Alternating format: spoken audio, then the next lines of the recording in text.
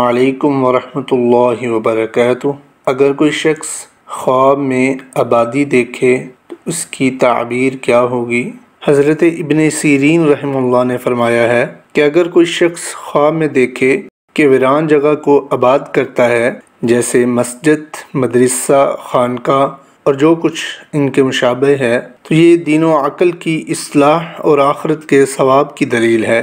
اگر دیکھے کہ ویران زمین کو خود آباد کرتا ہے، جیسے سرائے یا دکان وغیرہ بناتا ہے، تو اس جہان کے فائدے اور خیر کی دلیل ہے۔ اگر آباد جگہ کو ویران دیکھے تو دلیل ہے کہ اس جگہ بلا اور مصیبت پہنچے گی۔